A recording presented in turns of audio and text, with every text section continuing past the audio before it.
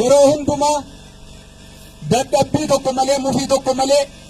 qabsoo kana tarkaanfachiisuuf waraana kana itichuuf qabsoo kana sadarkaa barbaadamutti ceesisuuf bu'aa bayii qabsoon qabdu hundumaa waraana kana wajjin hirmaachaa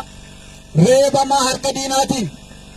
dhiibamaa manni keessan sin irratti gubatee jireenyi keessan golgolaa'ee ilmaan keessan itti dhabdanii qabsoo kana tarkaanfachiisuuf immoo lafeen keessan itti cabee dafqitanii qabsoo kana tarkaanfachiisuu irratti dhiyeessii garaagaraa irratti dirqamoota garaagaraa irratti warri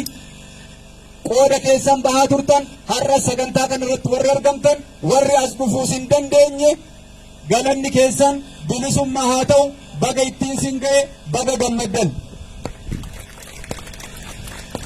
Uummanni keenyi biyya alaa teessanii hanga dirqama qabsoon sinirraa barbaadu deeggarsa yaadaas deeggarsa diinagdeetiinis kallattii hundumaaniyyuu qabsoon kun akka inni itiitu akka inni tarkaanfatuuf deeggarsa sin gochaa turtan ammas gochaa jirtan kan durii caalaa akka itti fufu yeroo hundumaa lafee dugdaa qabsoo kanaa taatanii akka waraana kana itichitan akka waraana kana cina dhaabattan hamilee kan duraa caalaa xumura gabrummaa itti gochuuf deeggarsa gama hundumaatiin akka gootan dhaamsa koo jabaadha. Isinis bakka jirtanitti baga ittiin sin ga'e galanni keessan bilisummaa haa ta'u. Eebbifamtoonni guyyaa har'aa sagantaa ho'aatiin eebba keessan irratti argamtan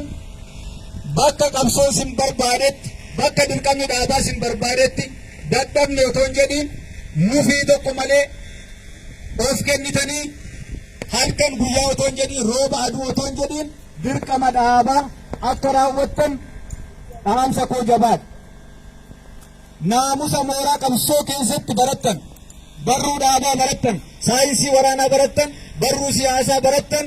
akka hojiirra oolchitan, akka hojiitti hiiktan yeroo hundumaa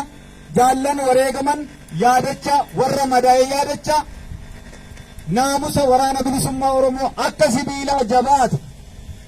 jettanii isa barattan sana akka sibiilaatti jabeessitanii akka qabattan shakkii tokko sinirraa hin qabu, abdii guddaan sinirraa qaba malee.